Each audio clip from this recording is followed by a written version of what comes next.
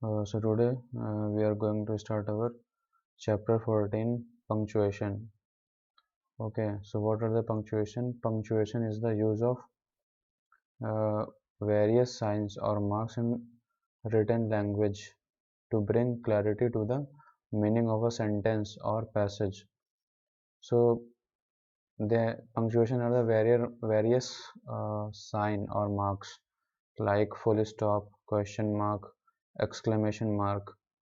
Okay, like in this case, dolphins are intelligent animals. So here we use full stop because it is a statement, and here we have question mark because it is a question. Are dolphins intelligent animals?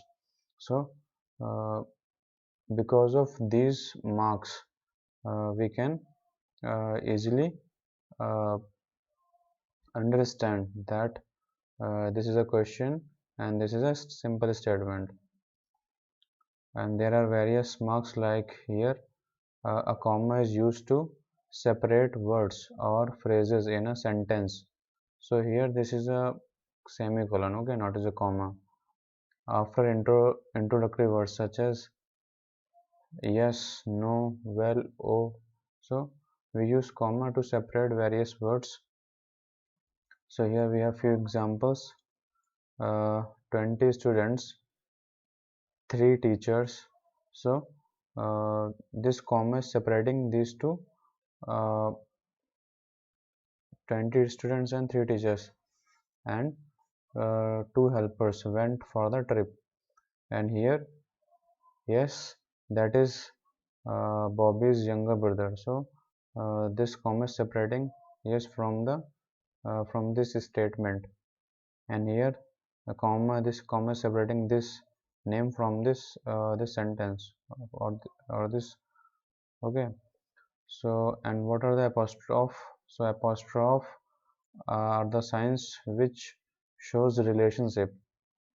We use an apostrophe to show belonging or relationship between two things. We also use it contraction. Contractions means uh, like here I I will. So here this apostrophe is showing contraction because W is not showing over here.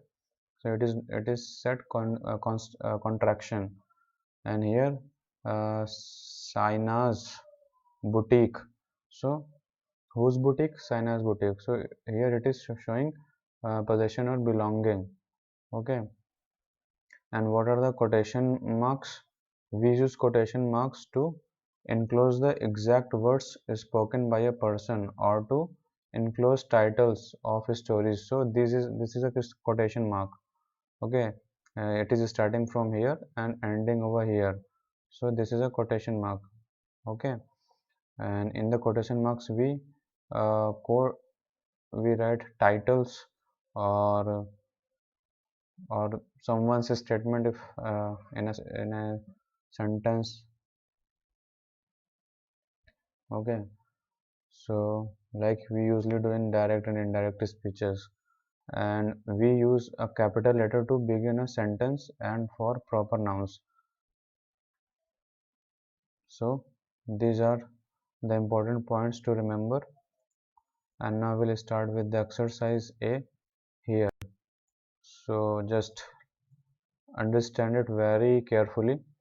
Punctuate and rewrite the following sentences.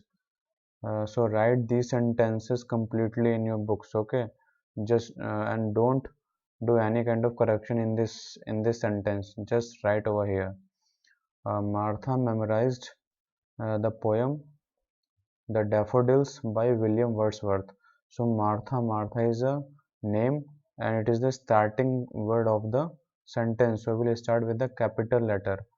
So M should be capital. So Martha, this is capital M. Okay, and Martha memorized the poem The Daffodil. So this is the title of the poem. So we'll write it under this uh, quotation mark. Okay, under this quotation mark, The Daffodils, because it is a title by William Wordsworth, and William Wordsworth was a poet.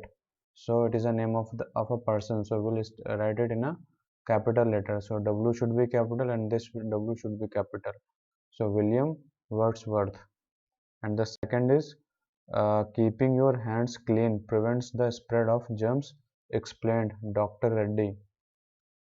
So we know that this is the starting word of the sentence. Okay, should be capital. So keeping your hands clean prevents the spread of germs. So this is the statement of someone. So we'll write it under quotation marks. Okay, starting from here, this quotation marks and ending here, and this is comma. Okay, and explained. Okay, Dr. Reddy. So explained, Dr. D should be capital, and Reddy, R should be capital. Doctor dot Reddy. Okay. So in this way, write this sentence. And here, can I have peanuts? Asked Robert. So C should be capital. Can I have peanuts? And I always use in a capital form. So this is I have peanuts, question mark, because this is a question mark, and this should be under the statement. This is a statement, so should be under the quotation marks starting from here and ending here. This is comma, and asked Robert. So R should be capital. Okay, Robert is a name, so proper noun. So capital R. And here Tarun exclaimed, "Oh, my red pen is missing." So Tarun is a name, so start, and this should be capital. Tarun exclaimed, comma, and